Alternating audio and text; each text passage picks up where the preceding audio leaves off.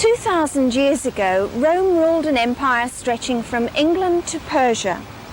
Christ's beloved disciple John lived during those momentous days, and God took him behind the scenes in symbolic vision and showed him the sinister forces at work to shape the destiny of the empire. In this program, David explains this fascinating revelation.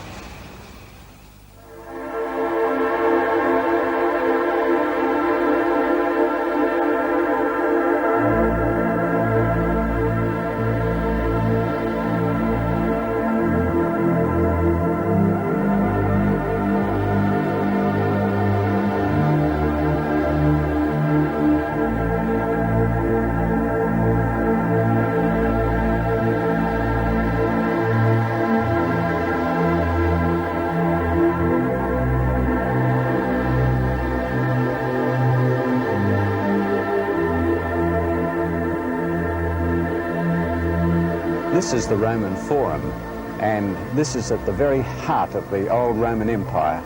This is where Caesars reigned and ruled over a vast empire. Here you find the very Senate house that Julius Caesar was assassinated in, the Arch of Titus, in which is depicted the conquest of Jerusalem, men carrying the 7 golden candlesticks back from the temple. And here were enacted the great scenes of Roman history. Historians like Gibbon, in his Decline and Fall of the Roman Empire, have analysed the reasons for the rise and the fall of this great empire. But if you really want to know the reason behind it all, you need to turn to the Bible, because that takes us behind the scenes and lets us know just what was happening in reality. In Revelation chapter 12 in particular is a very interesting prophecy where it says in verses 1 to 3, "Now a great sign appeared in heaven, a woman clothed with the sun, with the moon under her feet, and on her head a garland of 12 stars. Then, being with child, she cried out in labour and in pain to give birth. And another sign appeared in heaven, behold, a great fiery red dragon having 7 heads and 10 horns and 7 diadems on his heads." Now you might say, you can't make head or tail of that. Well, the only way to really understand Bible prophecy is to allow the Bible to interpret its own symbols. And we can do that. For instance, in verse 9, it tells us concerning this great red dragon. "The great dragon was cast out, that serpent of old, called the devil and Satan." Now, I don't want you to think that the devil actually looks like this. This is simply a symbol depicting his very nasty character. But it does take us behind the scenes and enable us to know what is going on there. Do you remember it said in Revelation 12 that he had 7 heads? Well, it explains that in chapter 17 and in verse 9. "The 7 heads are 7 mountains on which the woman sits. They are also 7 kings. 5 have fallen, 1 is, and the other is not yet come." Now these kings, or kingdoms, must refer to the 5 great kingdoms which opposed the people of God. First of all, of course, there were the Egyptians, who cast the Israelites into slavery. And then there were the Assyrians, who came down like the wolf on the fold and took the 12 or 10 tribes of Israel into captivity. Then came the Babylonians, who conquered Babylon. And then came the Medo-Persians. Remember, the people of God, the Jewish people, were nearly destroyed by the Medo-Persians, who tried to wipe them out in one day. And then came the Greeks with Antiochus Epiphanes, who persecuted the Jewish people. And then finally came Rome. Now, those are the 5 have fallen. Rome is. And that is the kingdom that is here referred to. So, here we are talking in Revelation 12 about the dragon, or the devil, working behind the scenes against the people of God. Now, what about the woman who was attacked by this great red dragon?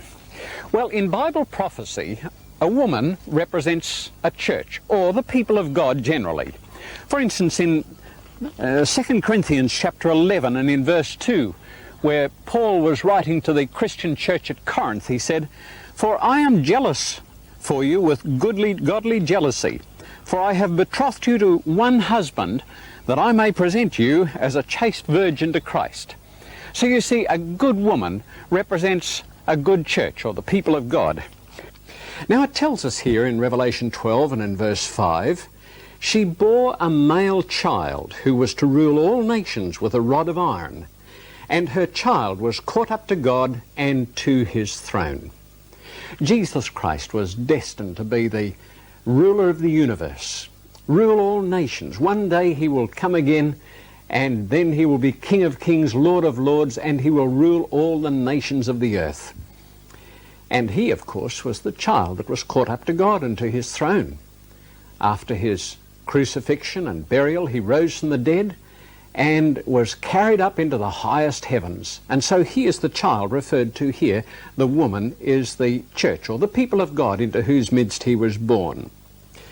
Now it says in verse 13, when the dragon saw that he had been cast to the earth, he persecuted the woman who gave birth to the male child. You see, when Jesus was caught up to God and to his throne, the devil could no longer tempt him, annoy him, or persecute him. And so the devil now turns his attention on the woman, or the people of God. And we're told in verse 6, then the woman fled into the wilderness, where she has a place prepared by God, that they should feed her there 1,260 days. And so the church was obliged to flee into the wilderness. That doesn't necessarily mean a sandy desert. It simply means some uninhabited place. And that is where the people of God were obliged to flee from the persecution of, if you please, not pagans, but rather fellow Christians. And so they were obliged to flee to the mountains of northern Italy and other places where they could escape from this persecution. And the Bible says that they were to be in hiding there, in refuge, take refuge there for 1,260 days. Now, in prophetic time, we notice that there is a period of 360 days. So, one time would be 360 days. That's 12 months of 30 days each. The Jewish calendar was a lunar calendar, actually about 29 and a half days. In prophetic time, it's apparently usually worked out as 360. Times, or 2 times, would be 720 days, and half a time, here we are, half is what I should put there, and that would be half of 360 is 180. Add it all up, and we have a period of 1,260 days. Now, just in case you think I'm fixing the figures, it specifically tells us here in Revelation 12:6, the woman fled into the wilderness where she has a place prepared by God that they should feed her there 1,260 days. Now, in Ezekiel chapter 4 and in verse 6, we're told a day in prophecy represents a year. So here's a period of 1,260 years. It commenced when the papal power became a political stronghold. Now you see, it always was a religious church. But in the year 538, the Emperor Justinian placed his armies at the disposal of the Pope of Rome to destroy 3 nations which had opposed the papal teaching. The Vandals in North Africa, and the Heruli in Switzerland, and the Ostrogoths in Italy, and they were liquidated by the Roman armies at the order of the Pope of Rome. So here's a period of 1,260 years. Adding this together, we come to 1798 AD. Now, incidentally, this is the same period referred to in Daniel chapter 7 concerning this same power, where it also speaks about a time, times, and the dividing of time. All right, now what happened in 1798? It was in that year that Napoleon Bonaparte sent his armies under General Berthier down to Rome.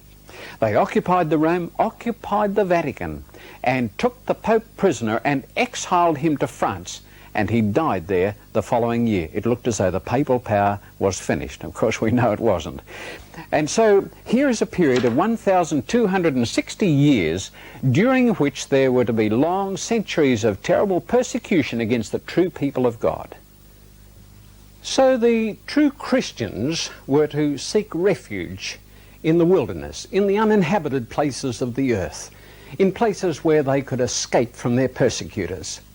And in particular, I think this refers to the people who lived in northern Italy, escaping from papal persecution. They were called the Waldenses, and they lived in what is known as the Waldensian Mountains.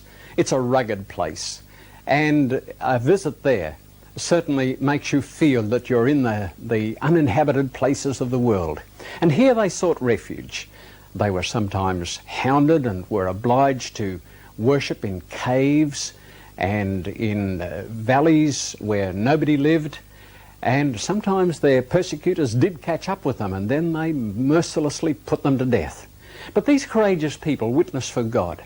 They were named after Peter Waldo, their leader, who dared to stand up against the might of Rome. And he left this very interesting monument, or rather this monument has been made to him, this statue of Peter Waldo up there in the Waldensian Mountains. And there is also a very interesting pillar. It's a natural pillar actually, but down at the bottom there is a verse from the Bible. And it says there, it quotes actually from this very prophecy in Revelation chapter 12 and in verse 13, where it says, "And they overcame him by the blood of the Lamb and by the word of their testimony, and they did not love their lives to the death." There in verse 11 it tells us that they were willing to lay down their lives, and that's the inscription that is found at the bottom of this pillar. And so these Waldensian people faithfully witnessed for God. Now we are told here in Revelation 12 and verse 15, "The serpent spewed water out of his mouth like a flood after the woman." In Psalm 18 and verse 4 it speaks of floods of ungodly men. And these people were hounded by people who had a lot of so-called Christianity but not much really true heart religion. And they were out to kill these Waldenses. But it says that the earth helped the woman, and the earth opened its mouth and swallowed up the flood which the dragon had spewed out of his mouth time and again when they were obliged to flee. And their persecutors were hot on their heels. It just seems that the mists of the mountains rolled down and swallowed them up, just exactly as the Bible prophecy says. This building is known as the Castle of St. Angelo. It's a very old building, and at one stage it was occupied by the popes as a residence. It was a place where people were imprisoned for their faith, and there are tunnels underneath where their bodies were washed out into the Tiber when they died. Today it is a museum, and inside is some interesting relics from the era of persecution. I'm sure you've all heard of the Spanish Inquisition. Well, some of the torture methods that were used there were really quite sophisticated. For instance, in the Horniman Museum in London, where I am at the present time, there is this torture chair. Just have a look at it, will you? The victim was fastened in there. His head was fastened in that contraption there. This thing was screwed up to hold his mouth open, and there was a clip that was forced onto his nose. On the side are these screws which are screwed right into the ears, and you can imagine just what agony that would produce. These are just some of the tortures that were used during the Spanish Inquisition and other places of persecution during the period of the Dark Ages. Then came the great Protestant Reformation. Men like Martin Luther in Germany, John Wesley in England. In fact, just at the moment I'm standing in front of Wesley's church, and Wesley's statue here, underneath it is written, "The world is my parish." What a great man he was. And there was John Knox in Scotland, great men of God. But I think the Protestant Reformation needed to go further. You see, in the very last verse of this fascinating prophecy of Revelation chapter 12, bringing us right down to the end of time, it says, "And the dragon was enraged with the woman." Now that means that the devil was really angry with the church of God. "And he went to make war with the rest of her offspring," or the remnant of her offspring. Now that's right down at the end of time, the end of the church's experience. And we are told who these people are. who keep the commandments of God. Now, they're distinguished by the fact that they keep the commandments of God. Well, the traditional Protestant church has always professed to keep the 10 Commandments. But this is speaking about a church that not only professes to, but actually keeps, not some of them, not 9 of them, but the whole 10. And that would include the seventh-day Sabbath. And I consider that this must refer to the Seventh-day Adventist Church, which not only professes but actually observes all the commandments, including the seventh day. Now, the Adventist Church sprang up in the year 1844, and it observed the seventh-day Sabbath from then on. Seventh-day Adventists had small beginnings, but today they have a worldwide membership that extends everywhere. And they worship in churches, large churches like this, or little humble churches in countries and villages. They also operate in a very extensive educational and medical work all over the world. I am on the campus of Andrews University, which is an educational institution operated and owned by Seventh-day Adventists in Michigan in the United States of America. It's quite a large university, has over 3,000 students enrolled here, and they come from 80 different countries around the world or more, which means that it is one of the most cosmopolitan educational institutions in the United States of America. The courses offered here are not only on theology, but on the sciences, the arts, on education, business lines, you name it. There's a good educational program here.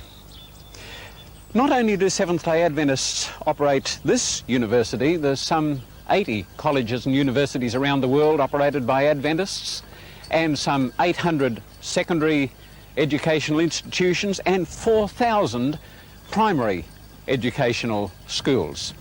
And that means that Seventh-day Adventists operate the most extensive educational system of any Protestant denomination in the world. I am standing in front of Sydney Adventist Hospital in Australia. This is one of more than 50 such well-equipped hospitals that are owned and operated by Seventh-day Adventists around the world. And this particular hospital is very well equipped. For instance, it has a cancer unit for caring for patients not only with chemotherapy but also with radium treatments.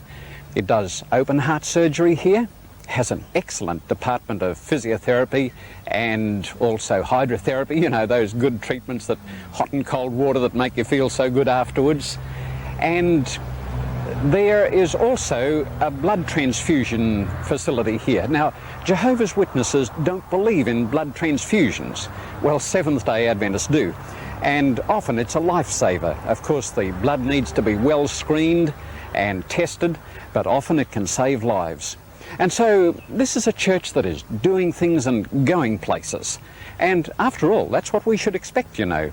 Because in Revelation 14 and in verse 6 there is a latter-day prophecy that says, "I saw another angel fly in the midst of heaven, having the everlasting gospel to preach to them that dwell on the earth, and to every nation and kindred and tongue and people." Well, Seventh-day Adventists feel a responsibility to the whole world, and we feel that here is a prophecy symbolizing the work that we're doing. So it's a good church to belong to. The rise and growth of the Adventist church in the world is one of the greatest miracles of modern mission. When the church first came into existence, there were a handful of believers. Now the Adventist church is the most widespread single Protestant denomination in the whole world, solidly planted in over 190 countries in the world. What are the reasons for the particular spread and its success? Firstly, the people who are involved in the Adventist mission have a powerful vision. That doesn't mean, of course, that the Adventists believe that we are the only ones who are instruments in the hands of God to accomplish His kingdom. To the contrary, Adventists hold to an inclusive understanding of mission, which means we do recognize other instruments and channels of God's grace. But we cannot leave to others what God in His mercy has specifically entrusted to this church. Second, a hallmark of the Adventist mission is its universalism. Not only have we penetrated now over 190 countries in the world, and is this beautiful message being proclaimed in over 700 languages in the world, but the message doesn't stop also at cultural boundaries or boundaries of politics. One of the most fascinating aspects of the Adventist mission is that they have churches planted in the communist world, the world behind the Iron Curtain, in the Buddhist world, in the Islamic world, in the big cities, in the rural areas, in Stone Age New Guinea still. And that universalism, of course, creates certain difficulties and tensions. But one third aspect of the Adventist mission is that it has kept, in spite of this, a tremendous unity. A unity which is not only stimulated by a particular world organization with its headquarters in the different continents of the world, but it's a unity of the Spirit, unity of the one God and the one belief. One striking aspect, however, is this, that Adventist mission is characterized by a comprehensiveness that is unique among the missionary bodies in the world today. And that comprehensiveness goes back to two sources. In the first place, to the Bible itself. Adventists believe that man as a whole is a unity. So is life. And therefore, when you approach man and life, they ought to be approached holistically, comprehensively.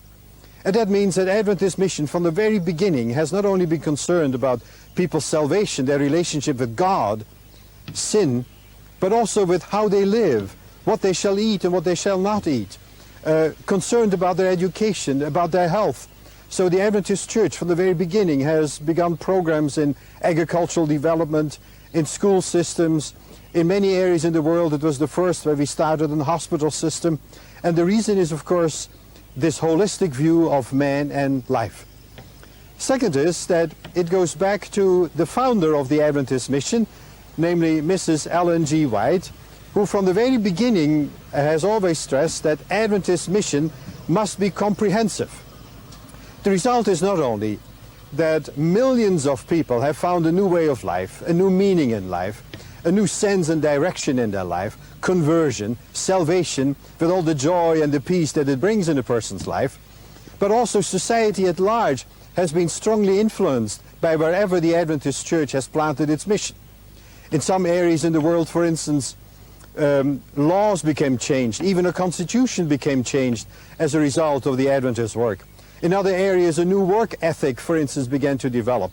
Whole countries, whole island communities, from the South Pacific to the Caribbean, have found a new economic basis of their life because Adventists taught them how to behave, how to live, and accept a new lifestyle.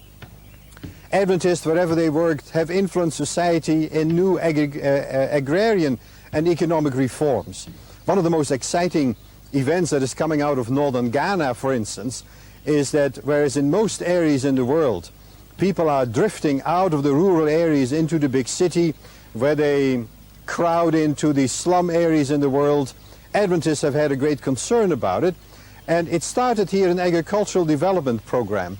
The result was that instead of leaving the areas, the rural areas, as they did before, now the people stay there, they have found a new income there. The government of Ghana is so excited about it that they had made a study on the effects of this mission, and they discovered not only that people found a new joy and a new happiness in life, but in particular that people found a new economic existence in northern Ghana, which prevented thousands and thousands of people from flocking into the slum areas of the big cities like anywhere else in the world. Other organizations, like aid organizations, who have been watching Adventist mission, both in its influence on individuals as well as on society at large, now are pouring literally millions of dollars into the Adventist Church's mission with a request to continue this particular work, not only for the benefit of individuals or to establish a particular religion, but in particular because they have seen what good and what effect it has had on society at large. And one of the new developments in Adventist mission, therefore, is a movement which we call ADRA, Adventist Development and Relief Agency. The millions of dollars are being spent here in agricultural development, in industrial development, not just to be competing with industries or with nation building, but rather to help the people in their holistic understanding of themselves and of life to find a better living as a whole. Now, the important thing is that here is a church that not only believes in Jesus Christ as the Saviour from sin, but who shows their faith in Christ by obedience to the Ten Commandments, including the seventh-day Sabbath. And that's the way it should be, you know, because in Revelation 14 and in verse 12, it says, "Here are they that keep the commandments of God and have the faith of Jesus. Wouldn't you like to be among those people that God points to and says, here they are. Here are those that keep the commandments of God and have the faith of Jesus. Now, there are some people who might say, well, yes, that'll be good, but, you know, it's a bit hard to change. A lot of sacrifice involved. I don't think there is, really. There's not a lot of sacrifice involved in following truth. But on this question of sacrifice, you know, while I was in Jerusalem, I purchased a crown of thorns. And the Bible tells us that when Jesus Christ was crucified, the soldiers plaited a crown of thorns and put it on his brow. I don't think they just sat it there, they crushed it down. And these points have a poisonous barb on the end of them, you know. And it must have been very painful. That's the sacrifice that Jesus Christ made for us, so that we could have eternal life. Remember the sacrifices the Waldenses made. They shed their blood for their faith. So if you're talking about sacrifice, really, what God is asking us to do today is not very much. And it'll be great to be numbered among those who keep the commandments of God and have the faith of Jesus Christ. In our next program, we'll be leaving the island of Patmos in the Mediterranean for the United States of America. There, David will be discussing the meaning of the mark of the beast.